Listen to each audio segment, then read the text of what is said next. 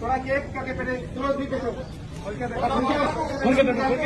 वही नहीं हो जाए कोरोना इधर हो जाओ।